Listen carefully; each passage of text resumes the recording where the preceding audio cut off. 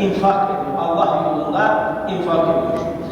Ana-ı ve tabii ki gece gündüz demeden Allah'ın kendisine vermiş olduğu malı, mülkü, serveti ne yapıyor? Harcıyor.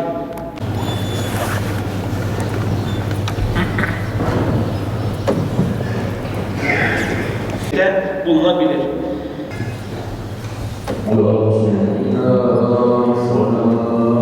O alemde herhangi bir adam, bir kişi hayatından hem de başkalarına faydalı olsaydı bu şekilmiş ve bu insan, bu kişi gece gündüz demeden harcasaydı. Fakat bir haset neydi? Allah bu şekilde. Bu zaman biz de şunu söyleyebiliriz. Keşke Allah-u Teala bana da Kur'an ilmini verseydi. Yani bu milletten bu kadar üstüne gidip de para toplamaya her hafta imamlarımızla bu iş için tedirgin etmeye gerek yok. Devletimiz bunu karşılasa hem millet rahat edecek, hem görevlilerimiz, imamlarımız rahat edecek, müezzinlerimiz rahat edecek. Her hafta para toplama derdinden kurtulacaklar yani. Bunu yapsalar çok güzel olur. Bu da ibadet yeridir, Allah'ın evidir. Yani bunları devletimiz karşılarsa gayet güzel olur. Yani bu konuya Diyanetin ve devletimizin el atması lazım.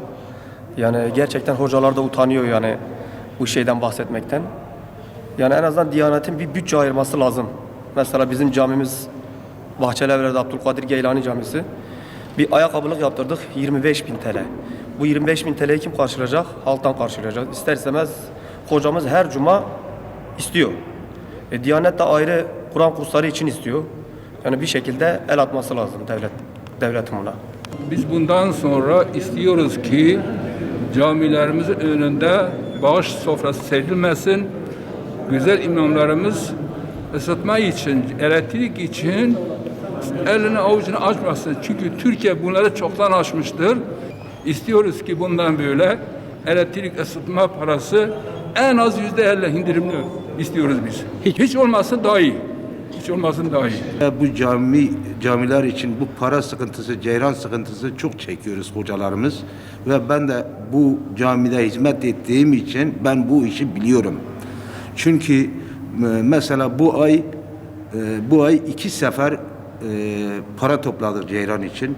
Yine yetmedi.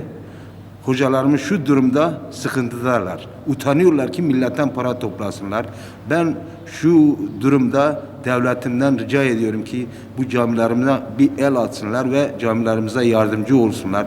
Zaten bunun 3700 küsür para sadece biz milletten topladık. 500 küsür de falan devlet yardım etti. Ve bu durumda çok hocalarımız sıkıntıdadır. Bunun için milletin üzerine gittiğimiz için hocalarımız utanıyorlar. Biz devlet büyüklerimizden rica ediyoruz ki bu camiler için, bilhassa Ulu Cami için çok sıkıntı vardır.